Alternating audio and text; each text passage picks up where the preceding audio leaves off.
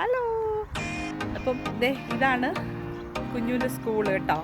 അപ്പോൾ നമ്മൾ ഇവിടെ അവൻ്റെ സ്കൂളിൻ്റെ ഇൻഫർമേഷൻ സെഷന് വന്നതാണ്.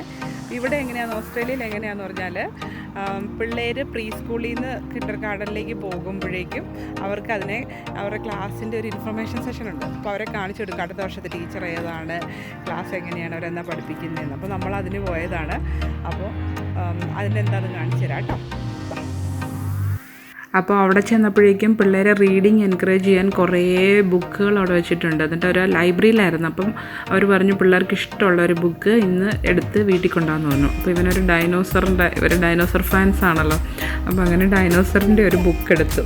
അപ്പോൾ ഇതാണ് അവനെടുത്ത ബുക്ക്. എന്നിട്ട് അതുകൊണ്ട് നമ്മൾ വീട്ടിൽ വന്നു. ഇങ്ങനെ കുറേ ചെയറൊക്കെ ഇട്ടിട്ടുണ്ടായിരുന്നു. ഞാൻ എല്ലാ പേരൻസും ഇവർക്ക് 2 ഡിവിഷനാണ് ഉണ്ടായിരുന്നത്. അപ്പോൾ അതിലെ എല്ലാ പേരൻസും പിള്ളേരും ഒക്കെ വന്നിട്ടുണ്ടായിരുന്നു.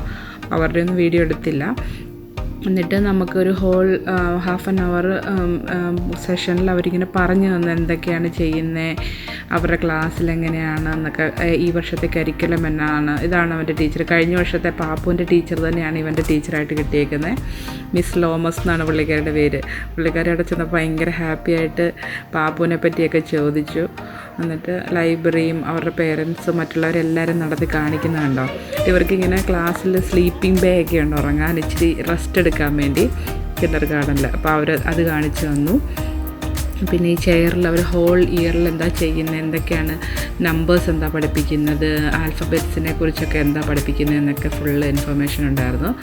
പിന്നെ ഇവൻ്റെ ഒരു ഫ്രണ്ടുണ്ട്. ഇവൻ്റെ പേര് എയ്ഡൻ എന്നാണല്ലോ. അപ്പം ഇവൻ്റെ വേറൊരു എയ്ഡൻ എന്ന് പറഞ്ഞൊരു കുഞ്ഞും കൂടെ ഉണ്ട് ഇവൻ്റെ കൂടത്തിൽ. അപ്പോൾ ഇവർ രണ്ടുപേരും ഭയങ്കര ബെസ്റ്റീസാണ്. Aiden S, Aiden B. അപ്പോൾ അവൻ്റെ തന്നെ ക്ലാസ്സിൽ കിട്ടണേ എന്നും പറഞ്ഞുകൊണ്ട് നടപ്പുണ്ടായിരുന്നു.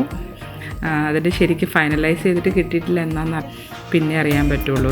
കുറച്ചുകൂടെ ദിവസം കഴിഞ്ഞിട്ട് അറിയാൻ പറ്റുള്ളൂ.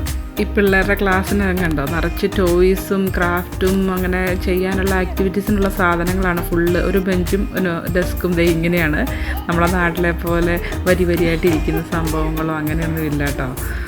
കുറേ ഡിഫറെൻ്റാണ് ഇവിടുത്തെ കാര്യങ്ങളൊക്കെ. പിള്ളേരെ കൂടുതലും ലേണിംഗ് ആണ്, എൻജോയ് ലേണിംഗ് ആണ് ഇവർ ഫോക്കസ് ചെയ്യുന്നത്.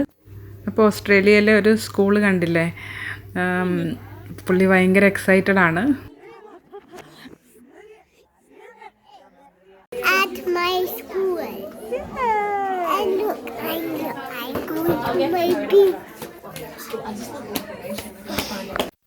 അപ്പോൾ ഇനി അടുത്തൊരു വീഡിയോ കാണാം. ബൈ.